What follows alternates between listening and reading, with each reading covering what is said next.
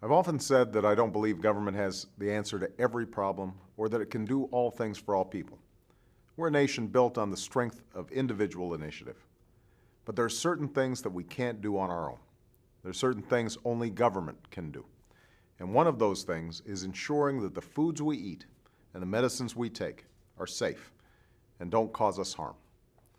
That's the mission of our Food and Drug Administration, and it is a mission shared by our Department of Agriculture and a variety of other agencies and offices at just about every level of government. The men and women who inspect our foods and test the safety of our medicines are chemists and physicians, veterinarians and pharmacists. It's because of the work they do each and every day that the United States is one of the safest places in the world to buy groceries at a supermarket or pills at a drugstore. Unlike citizens of so many other countries, Americans can trust that there is a strong system in place to ensure that the medications we give our children will help them get better, not make them sick, and that a family dinner won't end in a trip to the doctor's office. But in recent years, we've seen a number of problems with the food making its way to our kitchen tables. In 2006, it was contaminated spinach. In 2008, it was salmonella in peppers and possibly tomatoes.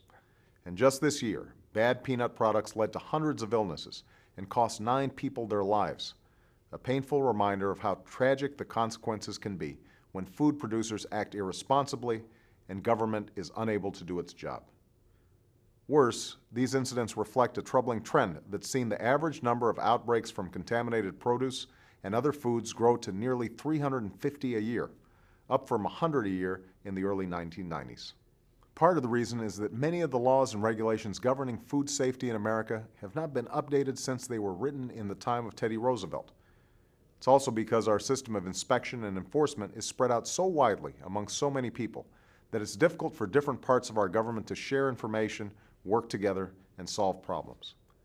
And it's also because the FDA has been underfunded and understaffed in recent years, leaving the agency with the resources to inspect just 7,000 of our 150,000 food processing plants and warehouses each year. That means roughly 95% of them go uninspected. That's a hazard to public health. It's unacceptable, and it will change under the leadership of Dr. Margaret Hamburg, who I'm appointing today as Commissioner of the Food and Drug Administration.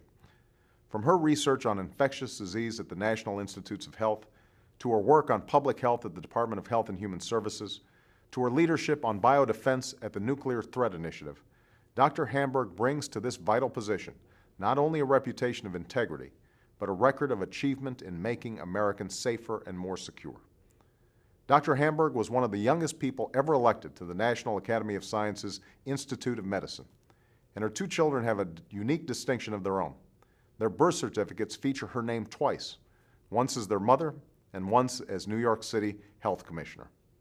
In that role, Dr. Hamburg brought a new life to a demoralized agency, leading an internationally recognized initiative that cut the tuberculosis rate by nearly half and overseeing food safety in our nation's largest city. Joining her as Principal Deputy Commissioner will be Dr. Joshua Sharfstein.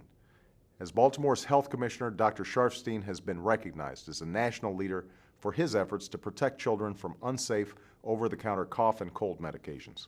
And he's designed an award-winning program to ensure that Americans with disabilities had access to prescription drugs.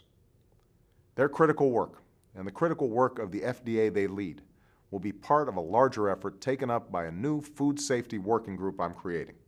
This working group will bring together cabinet secretaries and senior officials to advise me on how we can upgrade our food safety laws for the 21st century, foster coordination throughout our government, and ensure that we are not just designing laws that will keep the American people safe, but enforcing them.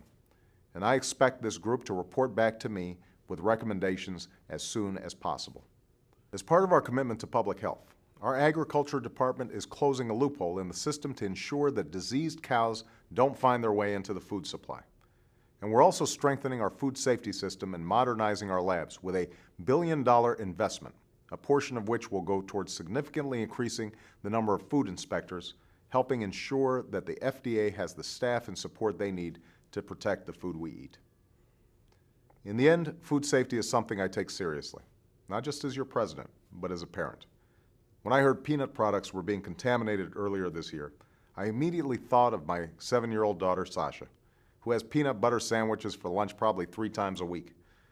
No parent should have to worry that their child is going to get sick from their lunch, just as no family should have to worry that the medicines they buy will cause them harm. Protecting the safety of our food and drugs is one of the most fundamental responsibilities government has. And with the outstanding team I am announcing today, it is a responsibility that I intend to uphold in the months and years to come. Thanks.